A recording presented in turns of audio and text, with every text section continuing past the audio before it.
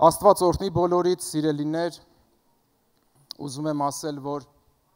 աղոթքի ժամանակ մտածում էի, մի միտք եկավ, որ Աստված այս տիեզերքում ամենաբարի անձնավորությունն է, չնայած որ կարծում եմ նա այն միակ եզակի անձնավորությունն է, որ ամենաբարի լինելով միևնույն ժամանակ արժանացել է պատմության մեջ միլիոնավորների չար խոսքերին, արհամարանքին, անարգանքին։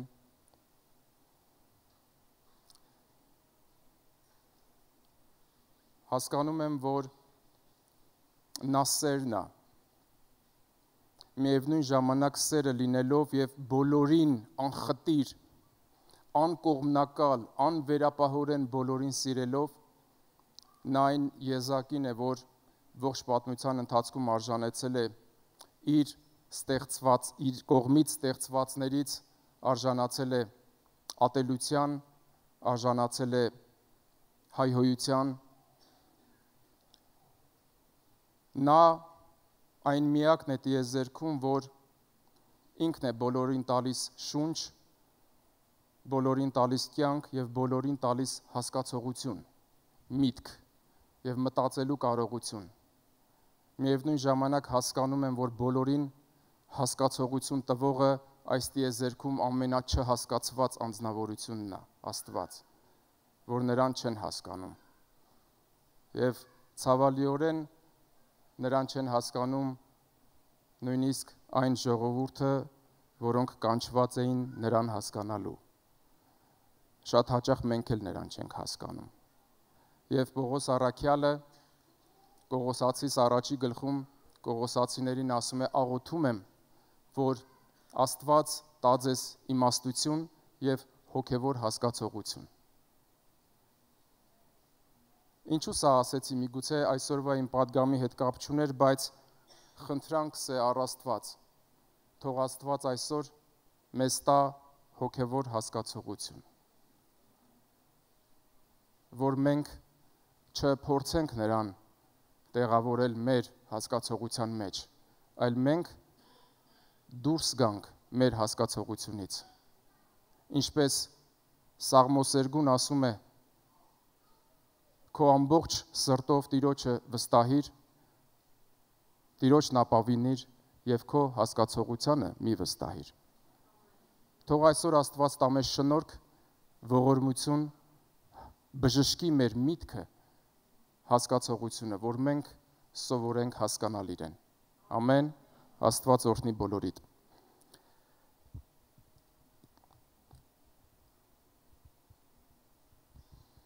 Սիրելիներ, մի հատվածի շուրջ ենք այսօր իրար հետ խորհրդածելու, որ գրված է Աստվածաշնչում 4 տարբեր հատվածներում, նույն բանի մասին 4 տարբեր հատվածներում է գրված։ Առաջինը, որի վրա մի քիչ երկար ենք կանգնելու, հենց առաջինը ուզում եմ կարդալ, առաջի Կորինթացիներ 10-րդ գլխում է գրված։ Եթե ունեք Աստվածաշունչ, կարող եք հետևել։ Առաջի Կորինթացիս 10-րդ գլուխ 1-ից 12 հատվածն եմ կարդում։ Չեմ ուզում, որ չիմանաք, եղբայրներ, թե մեր հայրերը բոլորն էլ անպիտակ էին, և բոլորն էլ ծովի միջով անցան, և բոլորն էլ Մովսեսով մկրտվեցին ամպի և ծովի մեջ, և բոլորն էլ նույն հոգևոր կերակուրը կերան, և բոլորն էլ նույն հոգևոր ըմպելիքը խմեցին, որովհետև խմեցին այն հոգևոր վեմից, որ հետևում էր նրանց, և այդ վեմը Քրիստոսն էր։ Բայց Աստված նրանցից շատերին չհավանեց, դրա համար էլ անապատում կործանվեցին, և այս ամենը օրինակ եղավ մեզ համար, որ մենք չար բաների ցանկացողներ չլինենք, ինչպես նրանք ցանկացան, և ոչ էլ կռապաշտ լինենք, ինչպես նրանցից ոմանք, ինչպես գրված է, ժողովուրդը նստեց ուտելու, խմելու ու ելան պարելու, և ոչ էլ պոռնկություն անենք, ինչպես նրանցից ոմանք արեցին, և մեկ օրում 23,000 հոգի ընկան, և ոչ էլ Քրիստոսին փորձենք, ինչպես նրանցից ոմանք փորձեցին և օձերից խայթված կործանվեցին, և ոչ էլ տրտնջանք, ինչպես նրանցից ոմանք տրտնջացին և կործանիչի ձեռքով կործանվեցին, և այս ամենը նրանց պատահեց որպես օրինակ, և որպես խրատ գրվեց մեզ համար, որոնց վրա աշխարհի վերջը հասավ։ Ուստի ով կարծում է, թե կանգնած է, թող զգուշանա, որ վայր չընկնի։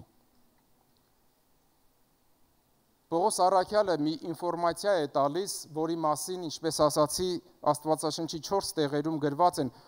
ես կարճ հիշեցնեմ, Հուդա առաքյալը իր 1 գլխանի թղթում 5-րդ խոսքում գրում է.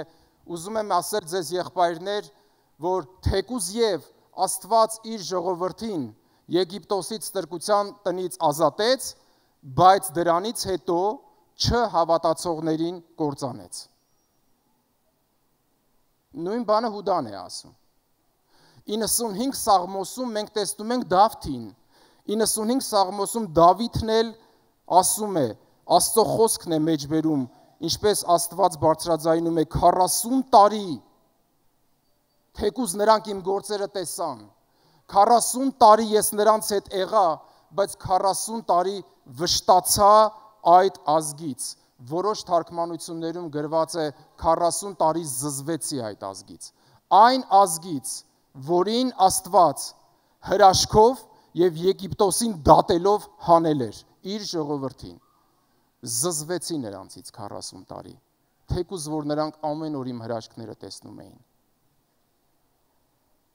Եվ Եբրայեցիս 3-րդ գլխում է դրա մասին գրված, ես վերջում կանդրադառնամ, որպեսզի 2 անգամ չկարդամ այդ հատվածը, որտեղ այնտեղ էլ մի փոքր կանգնելու ենք, եւ ուզում եմ նորից այս առաջի Կորինթացիս 10-րդ գլխին անդրադառնալ։ Առաջի մի քանի հատվածը նորից ուզում եմ կարդալ, եղբայրներ, ուզում եմ ձեզ հիշեցնել, որ մեր հայրերը բոլորն էլ անպիտակ էին, բոլորն էլ ծովի միջով անցան, բոլորն էլ Մովսեսով մկրտվեցին ամպի և ծովի մեջ, բոլորն էլ նույն հոգևոր կերակուրը կերան, բոլորն էլ նույն հոգևոր ըմպելիքը խմեցին, որովհետև խմեցին այն վեմից, որ նրանց հետ քայլում էր, և այդ վեմը Քրիստոսն էր, բայց Աստված նրանցից շատերին չհավանեց, դրա համար էլ անապատում կործանվեցին։ Աստված նրանց չհավանեց։ Չգիտեմ իրենց ինչը չհավանեց Աստված, եթե Աստված նրանց չեր հավանում, ինչու Աստված Մովսեսին ուղարկեց նրանց հետևից։ Ինձ մտածելու տեղիք է տալիս, սիրելիներ։ Երբ որ կարդում եմ հավանել չհավանելու մասին, ակամայից հիշում եմ Աբելին ու Կայենին։ Աբելը, Կայենը երկուսն էլ աստվածապաշտ ընտանիքի որդիներ էին,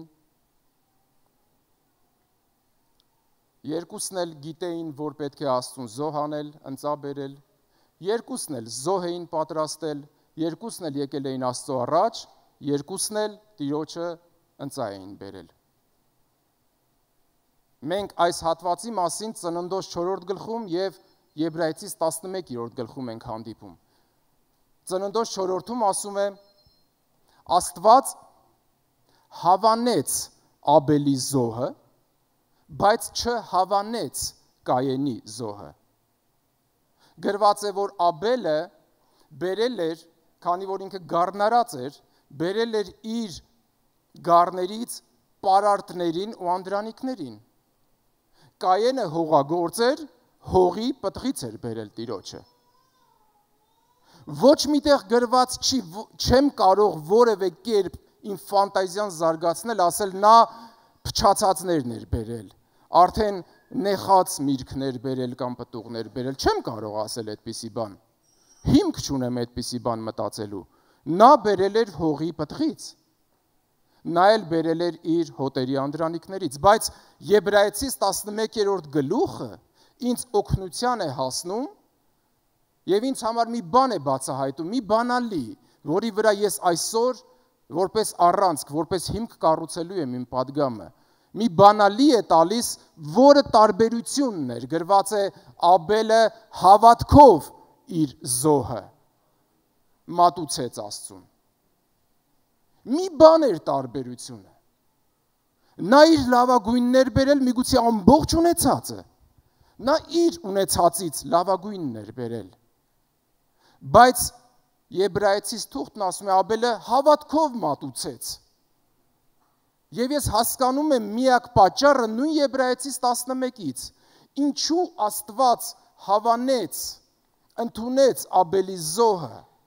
հաճույք ստացավ, ուրախացավ Աբելի զոհից եւ Կայենից ոչ, որովհետեւ Աբելի արածի մեջ հավատք կար։ Եվ հենց Եբրայեցիս 11-ն ասում է, որովհետև մեկ բան կա, որից Աստված հաճենում է, ուրախանում է, հրապուրվում է, մի բան կա, որ հավանում է, դա հավատքն է։ Միայն հավատքով է հնարավոր Աստծուն հաճեցնել եւ վերջ։ Եվ անկախ նրանից, ինչ ենք մենք անում, ինչ չենք անում, եթե դրա մեջ հավատք չկա, այն Աստծուն հաճեցնել, փառավորել, ուրախացնել չի կարող։ Առաջ ընկնելով ասեմ, մենք հնարավոր է շատ լավ աղոթենք, շատ երկար աղոթենք, բայց ես իմ քրիստոնեական կյանքում եւ Աստված ճանաչողության մեջ հասկացել եմ, որ աղոթքը չէ, որ հաճեցնում է Աստծուն, այլ այն հավատքը, որ ինձ մղում է աղոթել Աստծուն։ Մենք քիչ առաջ մեր զոհով ու ընծայով պատվել ենք ու երկրպագել նրան, բայց ուզում եմ ասել, ես մասնակցել եմ ձեզ հետ, բայց ես գիտեմ մեկ բան, իմ ընծան չէ, որ հաճեցնում եւ փառավորում է նրան, այլ այն հավատքը, որը ինձ մղում է այդ ընծան անելու, որովհետեւ իմ գցած գումարը չէ, որ նրան պետք է հաճեցնի, այլ այն հավատքը, որ ես հավատում եմ, որ նա ներկա է, որ ես հավատում եմ, որ նա պատվիրել է, ես նրա խոսքին հնազանդվում եմ, այն հավատքը, որ իմ բերածը, անկախ նրանից քիչ է թե շատ, պատարակ է նրան ուղված, այն հավատքը, որ նա այստեղ է, ինձ ընդունելու, ինձ օրհնելու, ինձ բժշկելու ու նորոգելու համար, այն հավատքը, որ ես ինչ որ անում եմ, քեզ համար եմ անում Տեր, ոչ թե ինձ համար, այդ հավատքն է, որ հաճեցնում է նրան։ Ես հավատում եմ, որ նա այստեղ է։ Եվ այն ինչ որ ես անում եմ, չեմ անում, որ մեկը տեսնի, որ ես ինչ որ բան արեցի։ Ես անում եմ, որովհետև ես հնազանդվում եմ նրա խոսքին։ Հնազանդությունը, որը հավատքի գործադրությունն է, սա է, որ հաճեցնում է Աստծուն։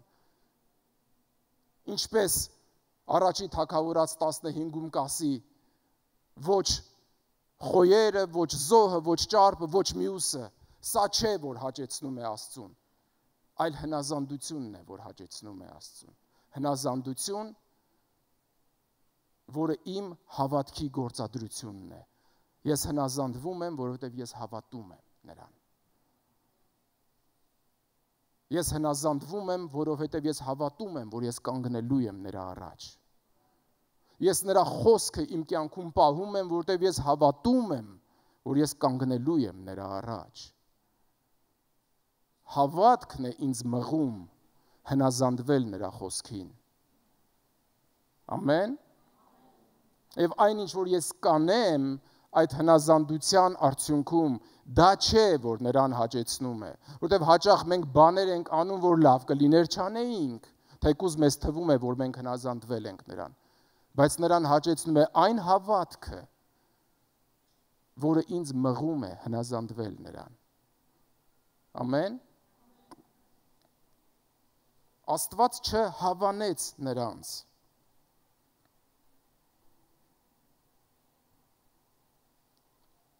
Գիտեք, երբ որ նայում եմ այն հոգևոր ապրումները, այն հրաշքները, այն գերբնական կենսակերպը, այն գերբնական հաղորդակցությունը եւ ներկայությունը, որ նրանք ունեին, ես մտածում եմ, որ եթե մենք լինեինք նրանց տեղը, թեկուզ մեծ կարծիք ունեմ մեր մասին։ Ինձ թվում է, թե մենք լավն ենք, միշտ մեզ թվում է, որ մենք ավելի լավն ենք, քան։ Այ եթե մենք լինեինք Հուդայի տեղը չէինք մատնի, եթե մենք լինեինք Ադամի Եվայի տեղը պտուղը չէինք ուտի, դե եթե մենք լինեինք Կայենի տեղը, մենք էլ կհավատայինք։ Ամեն դեպքում, եթե մենք լինեինք այն գերբնական իրականության մեջ, որ նրանք էին, միգուցե մենք սուպեր քրիստոնյաներ կլինեինք, Բայց նրանք մարդիկ էին, որոնց մի քանի բան ուզում եմ շեշտել, ասում է դուք ձեր հայրերը բոլորն էլ անպիտակ էին, բոլորն էլ ծովի միջով անցան։ Սիրելիներ, շատ կարևոր է, որ մենք Աստվածաշունչ, երբ որ կարդում ենք, միշտ կարդալուց, երբ որ օրինակ կարդում ենք, որ Պողոս առաքյալը Կողոսացիներին կամ ինչ-որ մեկին նամակ ուղերձ է հղել, միշտ մտածենք, ինչ է տեղի ունեցել եկեղեցում, որ առաքյալը սա գրում է իրենց։ Ինչ որ բան է եղել, որ առաքյալը գրում է։ Ինչ որ հիմք կա, պատճառ կա, որ այն եկեղեցուն նա է գրում, իսկ այն եկեղեցուն նա է գրում։ Մտածելու բան կա։ Եվ ուզում եմ հասկանալ Կորինթացիների մոտ ինչ կար, որ ասում էր տղերք, լսեք ասեմ, շատ եք բարձենում ձեր հայրերով, դե հիմա մի քանի բան թողեք ձեր հայրերի մասին ասեմ։ Եվ այդ նույն հրյաներն էին, կամ այդ հրյաներից էին, որոնք Հիսուսի առաջ կանգնել էին ու բարձենում ասում էին. «Մի րոպե, դու ոնց որ չես կողմնորոշում մենք ով ենք, մենք Աբրահամի սերունդն ենք, մենք Աբրահամի որդիներն ենք, մենք հայր Աբրահամը ունենք, մենք Մովսեսն ունենք, մենք էս ունենք, հա? Եթե դուք Աբրահամի որդիները լինեիք, ինձ կճանաչեիք, դուք ձեր հորից սատանայից եք», Հիսուսն ասում էր։ Հիմա սրանք էլ իրենց հայրերին հիշել էին, հայրերին բարձրանում էին, հիմա Պողոս առաքյալն ասում է՝ «Մի րոպե, լսեք, մի քանի բան ձեր հայրերից ասեմ։ Դուք միայն հիշատակում եք ձեր հայրերը ինչով էր անցել, ես էլ ասեմ, թե ինչ ա եղել ձեր հայրերի հետ։ Ձեր հայրերը, այո, բոլորն էլ անպիտակ էին, այն ամպի, որը ծածկում էր նրանց, այն Աստծո գերբնական շոշափելի երևացող, աչքով երևացող ամպի, որը ծածկում էր նրանց, թե եգիպտացիների հարձակումից և ամեն ժամանակ ցերեկը նրանց առաջնորդում էր։ Ամպը, հասկանում եք, դուք պատկերացնում եք մի օր պաշտամունքի ժամանակ ամպը լցնի էստեղ։ Կուզեմ դուք ես պատկերացնես։ Բոլորս գետնի վրա։ Բոլորս գետնի վրա կլինենք։ Հիմա այս մարդիկ ամեն օր անպիտակ էին։ Եվ ամենքն էլ ծովի միջով անցան, ողջ պատմության մեջ այս սերնդից բացի, ոչ ոք այդ բանը չի տեսել, որ ծովը կանգնած է, այդպիսի գերբնական հրաշք։ Ծովը ճեղքվել է, Աստծո խոսքով, և դու անցնում ես, այստեղ պատի պես ծովը կանգնած է, և դու անցնում ես, և ծովը չի ընկնում քո վրա։ Երանի թե մենք այդ ապրումները ունենայինք, ամեն, մի շտապեք։ Եվ բոլորը հպարտանում եք, որ Մովսեսին ունեք, շատ լավ։ Բոլորն էլ ձեր հայրերը Մովսեսի միջոցով, Մովսեսի հետ մկրտությունով անցան, սա իրենց համար մկրտություն էր, որ անցան այդ ծովով։ Ձեր հայրերը ոչ միայն այդ մկրտությունով անցան, բոլորն էլ նույն հոգևոր կերակուրը կերան, այն կերակուրը, որ ամեն օր Աստված անձրևի պես տեղում էր նրանց վրա, մանանան։ Նրանք կերան երկնքից իջած հացը, ամեն օր, դու ամեն օր արթնանում ես և տան մեջ իջել է հացը, քո վրանում իջել է հացը, և քեզ պետք է մենակ երկնքից իջածը վերցնել, գոհանալ ու վայելել, և հոգ չտանել վաղվա օրվա համար, որովհետև վաղը դու գիտես, որ նա իջնելու է նորից։ Եվ դուք կերաք, ձեր հայրերը կերան, հետո այդ ձեր հայրերը նույն հոգևոր ըմպելիքը ըմպեցին։ Պողոս առաքյալը բացատրում է, որ այն ինչ որ խմում էին, դա հոգևոր էր, դա նյութական չէր, թեկուզ իրենք խմում էին որպես նյութական ջուր, բայց ուզում եմ ձեզ ասել, ժայռի մեջ ջուր չկա։ Գրված այն ժայռը, որից ջուրը բխում է, ժայռը իրանց հետ քայլում էր։ Ժայռը ձեր հետ գալիս է։ Եվ այդ ժայռը Քրիստոսն էր։ Եվ այն ջուրը, որ դուրս եկավ և դուք խմեցիք, երբ որ ձեզ պետք էր, դա Քրիստոսն էր։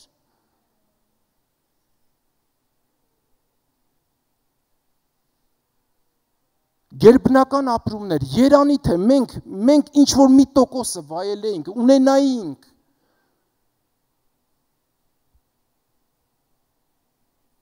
բայց Աստված նրանցից շատերին չհավանեց, որտեղ մարդիկ այս ամենը ունենալով ինչ արեցին, նրանք չար բաների ցանկացան, թեկուզ պիտի 100-ից 100 տրված լինեին, հանձնված լինեին այն գերբնական Աստծուն, որ ամեն օր գերբնական ձևով շոշափելի իրանց հետ էր։ Նրանք չար բաների ցանկացան, նրանք կռապաշտություն գործեցին, Ահարոն, այն Մովսեսը, որը մեզ հետ խոսում էր, առաջնորդում էր, էս էր անում, են էր անում, Մովսեսը 40 օրա չկա, հեչել թե Մովսեսը չկա, Աստված հո կա, Աստված էլ չկա, Աստծո ամպը չկա, մանանան չկա, մի բան ասեմ ուշադրություն դարձրեք, դուք գիտեք, որ երբ որ նրանք ոսկի հորթը սարքեցին ու սկսեցին հորթին պաշել, հորթի կողքը պարել, մեկը մանանան էտ օրն էլ այչել իրանց համար։ Մանանան էտ օրն էլ այչել։ Հորթը սարքելու օրն էլ է մանանան իչել։ Դրա հաջորդ օրն էլ է մանանան իչել։ Նրա հաջորդ օրն էլ է մանանան իչել։ Մանանան վերջացել է, երբ որ Հորդանանը անցան։ Աստված իր ներկայությունը, իր հոգատարությունը, իր պաշտպանությունը ապացուցում է, մանանան գալիս է, Մովսեսը չկա, բայց ու Աստված կա։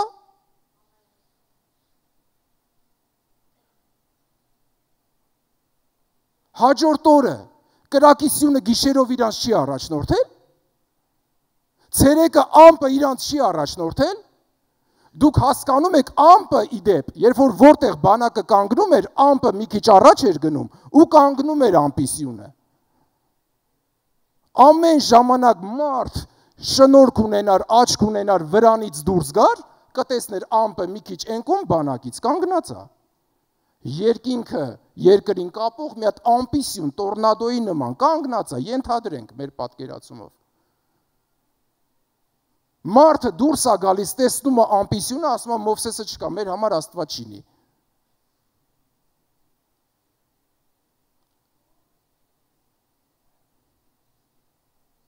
Եվ ամպի սյան մեջ բնակվող կամ ամպի սյան միջոցով երևացող Աստվածը նայում է, նա ամենաչհասկացվածն է այս տիեզերքի մեջ։ Ու չի հավանում։ Չի հավանում։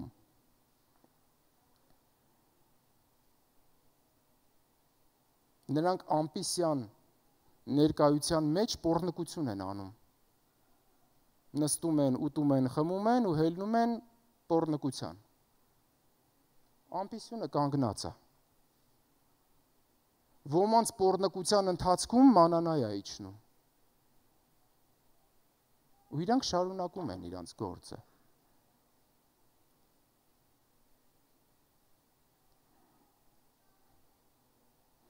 Ես դեռ խոսում եմ այնպես, կարծես մենք իրանցից լավն ենք։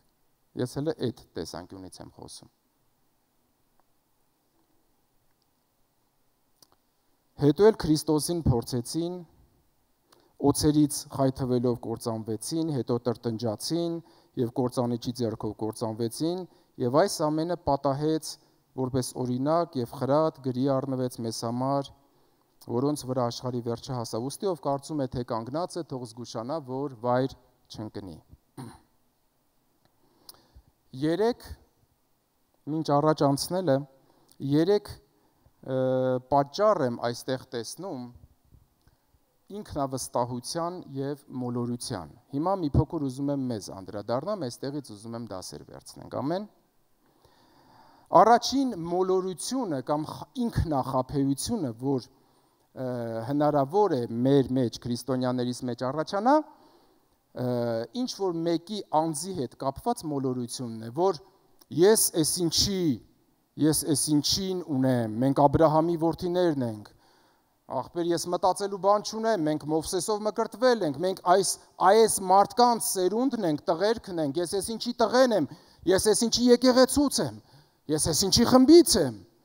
մեկի անձի հետ կապված մոլորություն, ինքնախապեյություն, երբ որ մարդը մտածում է, որ իր մոտ ամեն բան լավ է, եւ իր հետ եւ իր մոտ ամեն բան լավ է լինելու, որտեվ ինքը այսինչ մարդու հետ կապ ունի։ Դուք էլ Մովսեսի հետ կապ ունեք, լավ, եկեք ասեմ։ Դուք Մովսեսով մկրտվածներն եք, շատ լավ։ Այդ Մովսեսով մկրտվածները կործանվեցին, եւ Աստված նրանց չհավանեց։ Մովսեսին ունեցողները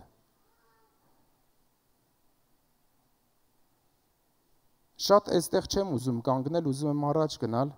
հոգևոր ապրումների հետ կապված մոլորություն։ Երբ որ մարդը կարող է մտածել, որ որ իմ կյանքում տարիներ առաջ այս ապրումները եղել են, այս ներկայությունը եղել է, այս զորությունն եղել է, այս հրաշքը եղել է, դու գիտես, ես ով եմ, ես Աստծո մարգարեն եմ, ես 20 տարի առաջ Աստված ինձ խոսք է տվել, ես մարգարեացել եմ ու դա իրականացել է, շատ լավ, այսօր դու ով ես, այսօր ես ով եմ, Սավուղն էլ, երբ որ ընկել էր մարգարեների խմբի մեջ, մարգարեանում էր, դա նրանից չէր, որ ինքը մարգարե էր, այդ նրանից էր, որ պարզապես ինքն ընկել էր մի մթնոլորտի մեջ, որտեղ մարգարեության հոգի կար, եւ այդ մարգարեության հոգին, որ քեզ կպել է, քո շնորհքը չի, դու դրա համար ոչինչ չես արել, դու պարզապես, մի անգամ այս արտահայտությունն արել եմ, դու պարզապես էշ փնտրող ես,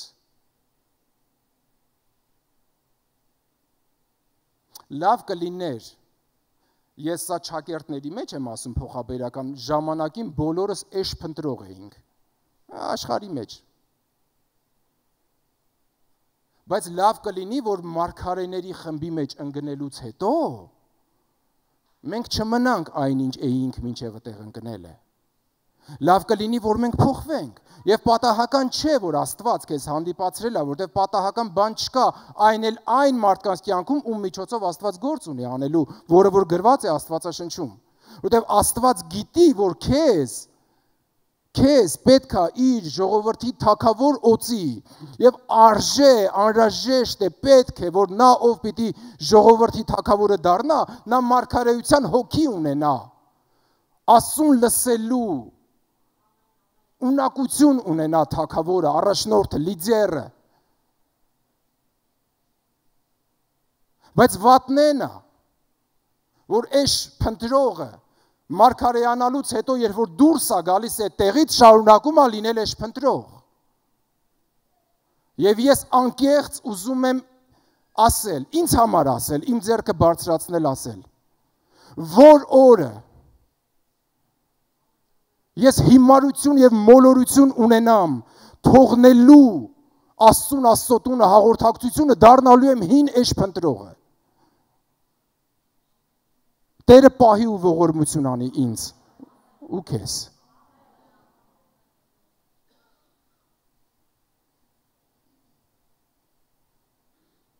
Մարդուն կարող է թվալ, որ դու գիտեք մենք ինչ աղոթքներ ենք ունեցել։ Տարիներ առաջ ամբողջ գիշեր աղոթում էինք, մի ներկայություն էր իջնում, փառք էր իջնում, օծություն կար, լավ է հիշելը, լավ է, վատ չէ, հրաշալի ապրումներ ենք ունեցել։ Ով եմ ես այսօր, իսկ ես այսօր փնտրում եմ Աստծուն, ոչ ոք չի կարող կանգնել Աստծո առաջ ու Աստծո առաջ դնել ու ասել, Տեր դու մոռացել ես ես այն ժամանակով էի, Աստված հիշողության խնդիր չունի, բացարձակ, բայց դու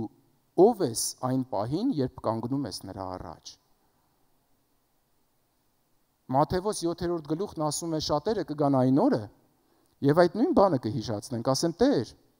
մոռացել ես որ մենք քո անունով մարգարեացանք, քո անունով հրաշքներ գործեցինք, զորություններ արեցինք, դևեր հանեցինք։ Տերն էլ կասի հերու գնացեք ինձնից անիրավություն գործողներ, ես ձեզ չեմ ճանաչում։ Դուք ասում եք, թե ինչ եք արել անցյալում,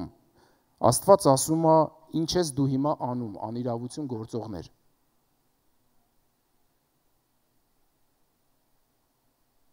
Ով եմ ես այսօր Քրիստոսի մեջ։ Ահա, եթե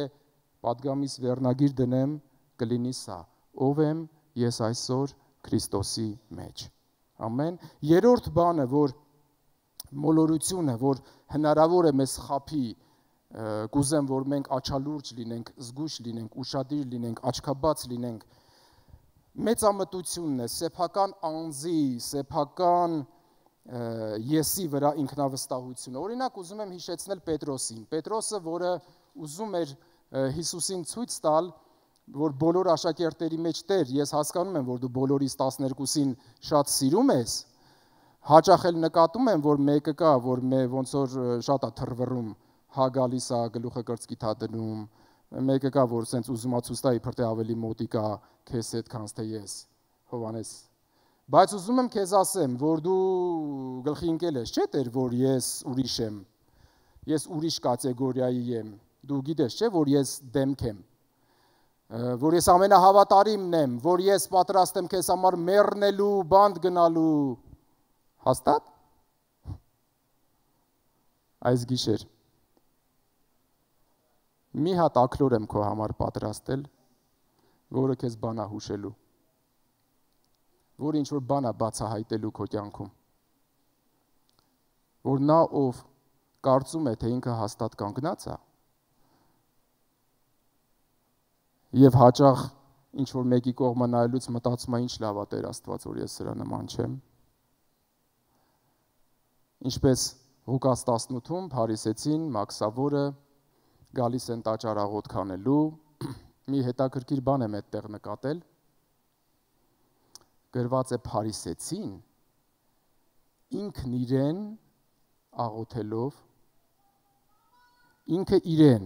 աղոթելով, ասում էր, շնորհակալ եմ Աստված ջան, շնորհակալ եմ, որ ես ուրիշների նման չեմ, շնորհակալ եմ, որ ես հափշտակող չեմ, անիրավ չեմ, այս չեմ,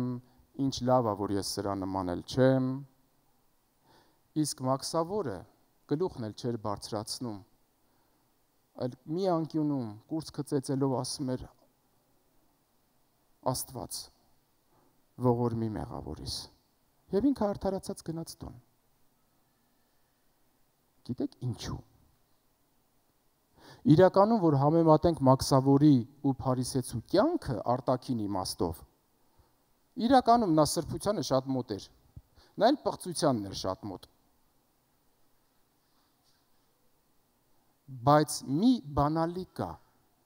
հավատքը։ Մեկը եկել է, ընկել է Աստծո առաջ, թեկուզ իր մեղքերը անհաշվելի են։ Ինքն էլ այնքան շատ է, ինքն էլ միգուցե գլուխը կորցրել է արդեն։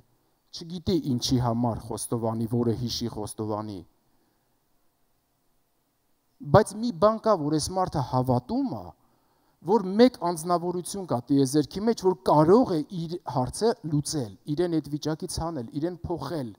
Եվ դա Աստված է, ու ինքը եկել է, ու ընկել է Աստծո առաջ, ասում է ողորմի մեղավորիս։ Ու այս մարդը արդարանում է, որտև այդ մարդը հավատում է նրան, ով արդարացնում է մեղավորին։ Իսկ այն առաջինը հավատում է ինքն իրան, ինքը հավատում է իր սրբությանը, ինքը հավատում է իր ուրիշներից տարբեր լինելուն, իր արտոնյալ, յուրօրինակ, եզակի լինելուն է հավատում է, որ ինքը լավն է։ Դրա համար էլ ընդհանրապես Աստծո ուշադրությանը չի արժանանում։ Աստված 40 տարի զզվեց այդ ազգից։ Սա էլ էր աղոթքանում։ Բայց աղոթքը չէ, որ հաճեցնում է Աստծուն, այլ այն հավատքը, որը մեզ մղում է աղոթք անելու։ Ամեն։ Ես արագ պիտի տեղափոխվեմ Եբրայեցիս 3-րդ գլուխ եւ մենք այնտեղ մի փոքր կանգ կառնենք ու կվերջացնենք։ Եբրայեցիս 3-րդ գլխում այս նույն հատվածի հետ կապված 7-րդ խոսքից կարդում եմ։ Ուստի ինչպես Սուրբ Հոգին է ասում, այսօր եթե նրա ձայնը լսեք, մի կարծրացրեք ձեր սրտերը, ինչպես ըմբոստության ժամանակ, փորձության օրը անապատում, երբ ձեր հայրերը փորձեցին ինձ եւ քննեցին ինձ, թեև 40 տարի տեսան իմ գործերը։ Դրա համար բարկացա այդ սերնդի վրա եւ ասացի. սրտով միշտ մոլորված են ու չճանաչեցին իմ ճանապարհները, այնպես որ երթվեցի իմ բարկության մեջ, թե իմ հանգիստը չպետք է մտնեն։ Եղբայրներ, զգուշ եղեք, չլինի թե ձեզանից որևէ մեկի մեջ անհավատության չար սիրտ առաջանա կենթանի Աստծուց հեռանալու պատճառով, այլ ամեն օր հորդորեցեք միմյանց, քանի դեռ այսօրը ունեք, որ չլինի թե ձեզնից որևէ մեկը կարծրանա մեղքի խաբեության հետևանքով, որովհետև Քրիստոսին հաղորդակից կլինենք, եթե սկզբում ունեցած մեր վստահությունը մինչև վերջ հաստատ պահենք։ Մինչ ասվում է, այսօր եթե նրա ձայնը լսեք, մի կարծրացրեք ձեր սրտերը, ինչպես ըմբոստության ժամանակ, որովհետև ոմանք երբ լսեցին, բարկացրին, բայց ոչ բոլորը, որ Մովսեսի միջոցով Եգիպտոսից դուրս եկան։ Իսկ ումից նա վշտացավ 40 տարի, չէ որ մեղանչողներից, որոնց դիակներն անապատում ընկան, ում համար երթվեց, թե իր հանգիստը պիտի չմտնեն, եթե ոչ նրանց համար, ովքեր չհավատացին։ Ովքեր էին մեղանչողները, ովքեր չհավատացին։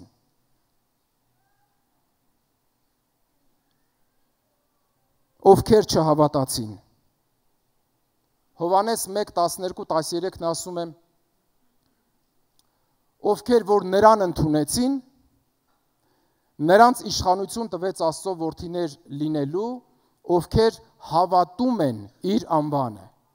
որոնք ոչ մարդու կամքից, ոչ մարմնից, ոչ այրունից, հապա Աստծուց ծնվեցին։ Մի բան եմ ուզում այստեղ ուշադրություն դարձնենք, ովքեր որ նրան ընդունեցին, ամեն մեկս մի օր նրան ընդունեցինք Տեր ու Փրկիչ։ Բայց դրանից հետո մի կարևոր խոսք կա այստեղ, ովքեր հավատում են իր անվանը։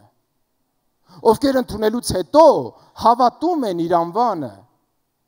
Սա շարունակական գործողություն է, ովքեր շարունակում են հավատալ նրա անվանը, ովքեր ապրում են հավատքի մեջ, ովքեր քայլում են հավատքի մեջ։ Ամեն։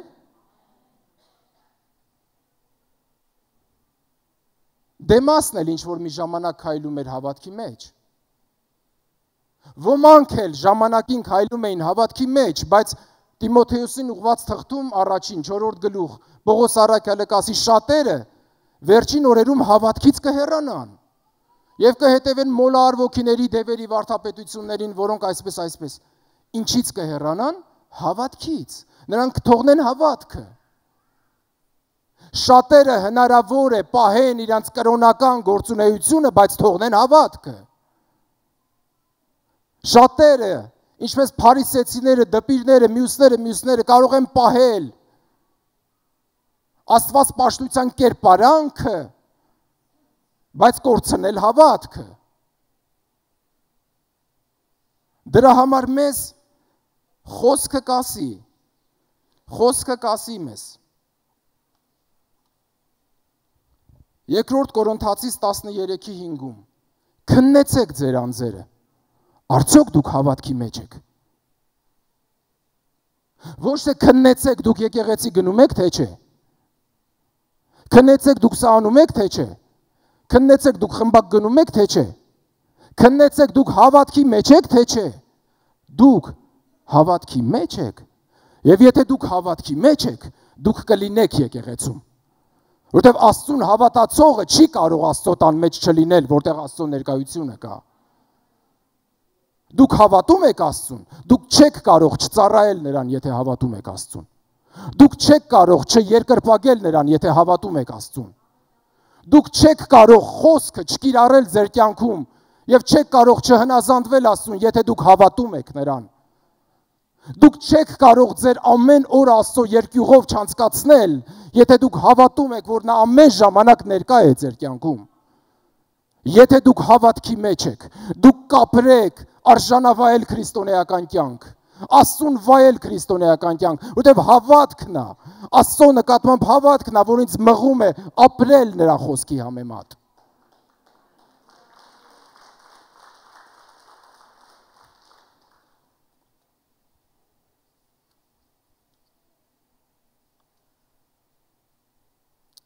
Չորրորդ գլխի Եբրայեցիս 4-րդ գլխի 1-2-ն ասում է ուրեմն զգուշ լինենք, որ չլինի թե նրա հանգիստը մտնելու մեզ տրված խոստումից ձեզանից որևէ մեկը զրկվի, որովհետև մեզ նույնպես ավետարանը քարոզվեց ինչպես եւ նրանց, բայց քարոզված խոսքը նրանց օգուտ չտվեց, քանի որ լսողների մեջ հավատքով չխառնվեց կամ հավատքով չընդունվեց։ Խոսքը եւ հավատքը Մի փոքրիկ օրինակ եմ ուզում բերել համեմատության համար, մենք մեր օրգանիզմի հետ կապված ուզում եմ համեմատությունը բերել, ինչ որ մենք ուտում ենք, մենք արժե լավ է, անհրաժեշտ է, որ մեզ օգուտ տա։ Եվ Տերը մեզ իմաստություն տա, չուտենք այն ամենը, ինչը որ վնասակար է մեզ, ամեն։ Բայց հետաքրքիր մի բան եմ ուզում ասել, անկախ նրանից դու որքան լավ, որքան ճիշտ որքան մաքուր, օրգանիկ, էկոլոգիապես մաքուր կամ օգտակար ուտելիք ես կերել, կարևոր չի դու ինչ ես կերել, օրգանիզմում կա մի ֆունկցիա, երբ որ օրգանիզմը որոշակի օրգաններ, ստամոքսում արտազատում են որոշակի նյութ, ստամոքսա հյութ, լեղի, որպեսզի այն ինչ դու կերել ես, մարսվի և քո օրգանիզմին օգուտ տա։ Եվ եթե այդ ֆունկցիան խախտված է, լավ չի աշխատում, անկախ նրանից, թե դու ինչքան լավ բան ես կերել, եթե այդ նյութը դրա հետ կերածիդ հետ չխառնվի, ոնց մտել է, մի քիչ փոխակերպված դուրս կգա եւ քեզ որևէ օգուտ չի տա։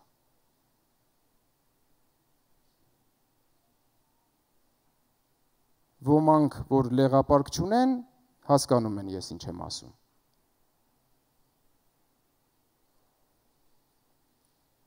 Խոսքը ասում է, ինչպես մեզ քարոզվեց, այնպես նրանց քարոզվեց, բայց մի բան կա քո ներսում, որ անհրաժեշտ է, որ այն խոսքը, որ մտել է իմ մեջ, այն խոսքը, որ իմ ականջները լսել են, այդ բանը խառնվի դրա հետ, կամ այդ հավատքը, որ իմ մեջ ներդրված է Աստծուց, ներմուծված է Աստծուց բառից բուն իմաստով, պարգևված է Աստծուց բառից բուն իմաստով, անհրաժեշտ է, որ խոսքը, որ ես լսում եմ, հավատքով ընդունվի, հավատքով խառնվի, որ ինձ օգուտ տա։ Դրա համար ասում է, խոսքը, որ լսեցին, նրանց օգուտ չտվեց, թեկուզ նրանք լսեցին։ Բայց քանի որ հավատքով չընդունեցին, նրանց որևէ օգուտ այդ խոսքը չտվեց։ Դրա համար նրանք լսելով կլսեն ու չեն լսի, նայելով կնայեն ու չեն տեսնի։ Ինչու, որովհետև նրանք լսում են, բայց նրանք չեն լսում, նրանք լսում են, բայց չեն ընդունում, նրանք լսում են, բայց չեն մարսում, նրանք լսում են, բայց չեն յուրացնում, նրանք որ լսում են, չեն մտածում, որ դա իրանց է ուղղված, նրանք լսում ու մտածում են, որ էսի տալս պիտի լսեր, կամ ինչ որ մեկը։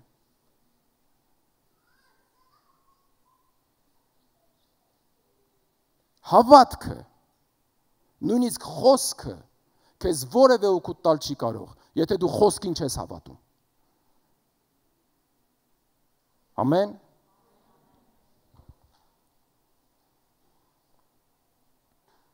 Մի քանի խոսքեր էստեղ ու ես կվերջացնեմ։ Ասում է զգուշացեք եղբայրներ, չլինի թե ձեզանից որևէ մեկի մեջ կենթանի Աստծուց հեռանալու պատճառով անհավատության չար սիրտ ձևավորվի։ Երբ որ մենք թողնում ենք հավատքը, գալիս է անհավատությունը։ Իսկ գիտեք ինչ է հավատքը։ Հավատքը, սիրելիներ, Աստծո հետ հաղորդակցությունն է։ Հավատքը այն վերաբերմունքն է, որ ես ունեմ Աստծո և Աստծո հետ կապված բոլոր բաների նկատմամբ։ Հավատքը այն վերաբերմունքն է, իմ արձագանքն է, որ ես ունեմ Աստծո բերանից դուրս եկած ամեն խոսքի նկատմամբ։ Հավատքը Աստծուն փնտրելու մղումն է։ Հավատքը Աստծո հետ կենթանի հաղորդակցության փափագն է։ Հավատքը Աստծուն երկրպագելն է։ Հավատքը Աստծուն հնազանդվելն է։ Եվ ասում է եղբայրներ, զգուշացեք, չլինի թե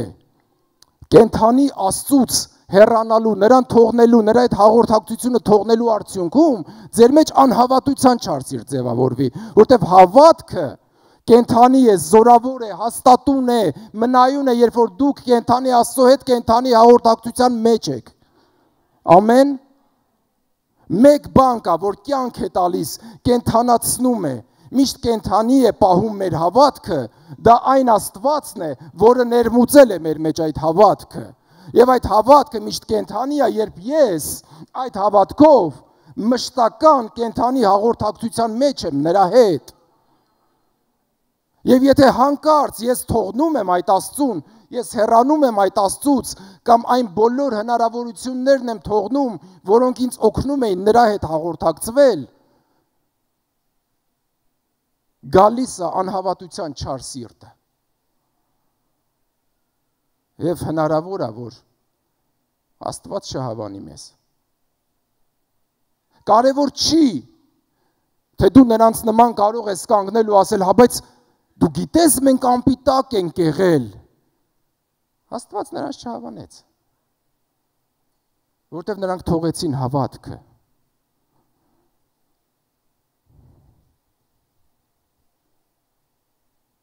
Պողոս առաքյալը Հռոմեացիս 14-ում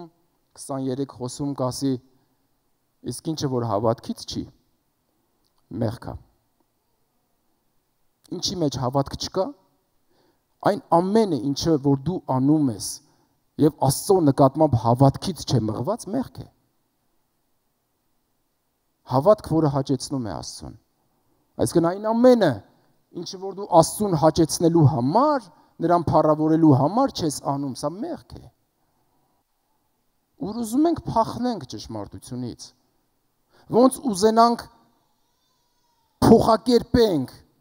հայերեն ասեմ ֆռսնենք ճշմարտությունը։ Մենք չենք կարող փախնել ճշմարտությունից։ Քննեցեք ձեր անձերը, արդյոք դուք հավատքի մեջ եք։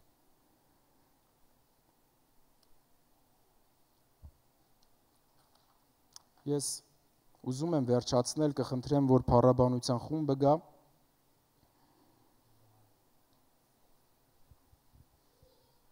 Երրորդ գլխի 14 խոսքն ասում էր.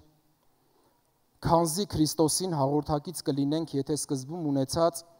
մեր վստահությունը կամ մեր հավատքը մինչև վերջ հաստատ պահենք։ Ռուսերեն մի հրաշալի թարգմանություն գտա, որն ասում էր. եթե մենք մինչև վերջ պահենք այն հավատքը, որը ունեինք սկզբից, մենք Քրիստոսի հետ մեկ կլինենք։ Եթե մինչև վերջ հաստատուն պահենք այն հավատքը, որ սկզբից ունեինք, այն հավատքը, որը մեզ փրկեց, այն հավատքը, որը մեզ հանդիպեցրեց Քրիստոսի հետ, այն հավատքը, որը մեզ վերստին ծնենց որդի դարձրեց, եթե մենք մինչև վերջ պահենք այդ հավատքը կամ մնանք հավատքի մեջ, ինչպես Պողոս առաքյալը կասի, պատերազմս պատերազմեցի, ընթացքս կատարեցի եւ հավատքը պահեցի։ Հավատքը պահեցի, ավանդույթները չէ, սովորությունները չէ,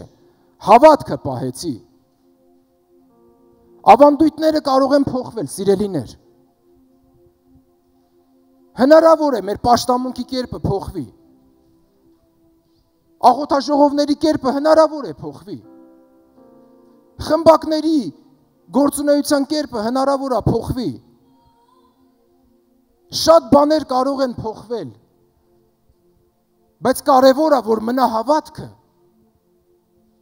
Հավատքը Աստծո նկատմամբ։ Հավատքը Աստծո խոսքի նկատմամբ։ Գաղատացիս 5:6-ում ասում է.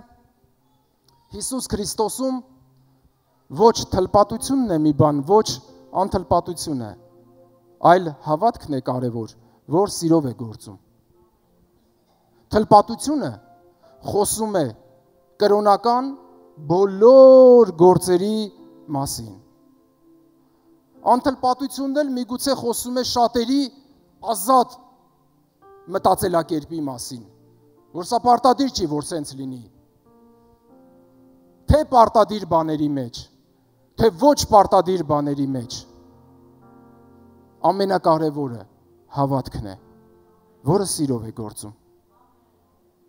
Թլպատված ես, թե անթլպատ։ Հավատքը, որ սիրով է գործում։ Ամեն Պետրոսը գրում է, առաջի Պետրոս,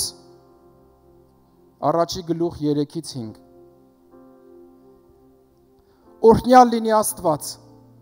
և մեր Տեր Հիսուս Քրիստոսի Հայրը,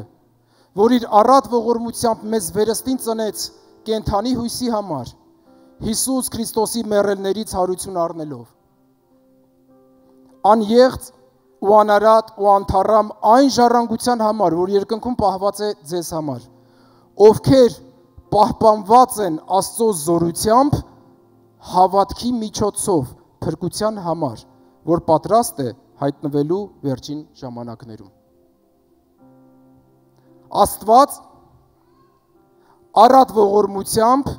մեզ վերստին ծնել է կենդանի հույսի համար։ Անեղծանելի, անարատ, անթառամ ժառանգություն տվել է մեզ, որ պահված է երկնքում մեզ համար։ Հավիտենական կյանքը և փրկությունը։ Եվ այս ամենը մեզ վրա հասնելու է, որովհետև մենք այդ ամենի համար պահպանված ենք ինչի միջոցով, հավատքի։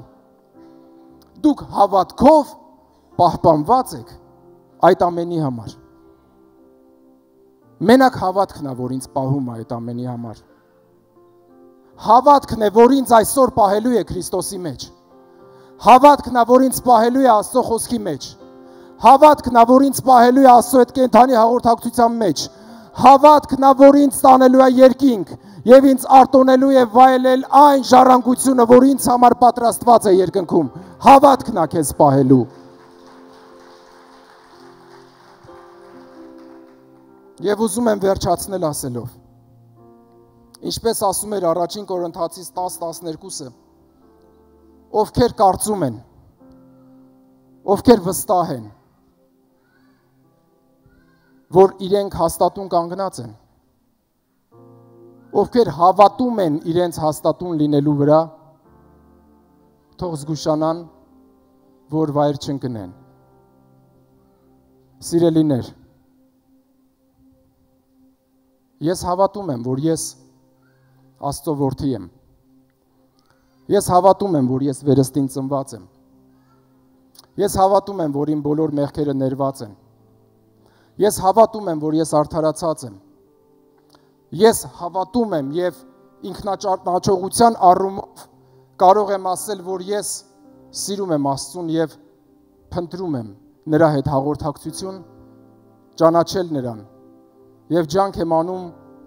որքան որ ստացվում է նրա խոսքի համեմատ ապրել։ Բայց իմ վստահությունը այդ ամենի վրա չէ, ինչ որ ես եմ անում։ Իմ վստահությունը նրա հավատարմության վրա է, որ նա, որ այն բարի գործը սկսեց իմ մեջ, կհասցնի մինչև վերջ։ Ես ինքս ինձ ճանաչելով գիտեմ, որ ես ապաշխարող մարդ եմ։ Երբ որ ես իմ անձը քննում եմ, ձեռքս կբարձրացնեմ, կասեմ, ես չմեղանչող չեմ, ես ապաշխարող եմ, տեսակով, բայց իմ վստահությունը, իմ ապաշխարող տեսակ լինելու վրա չէ, իմ վստահությունը նրա քավչարար արյան վրա է, նրա շնորհքի, որ նա ինձ չի թողնի, եւ նա կգա իմ հետևից որտեղ որ ես կլինեմ, որովհետեւ նա սիրում է ինձ ու թանկ գին է վճարել ինձ համար, եւ ես հավատում եմ, որ խաղաղության Աստվածը ինքը ինձ ամբողջովին կսրբացնի, իմ ողջ հոգին, շունչը, մարմինը կսրբացնի ու ինձ անարատ կպահի մինչև Տեր Հիսուսի օրը։ Ես հավատում եմ նրան, թե ինչ է նա անում իմ կյանքում։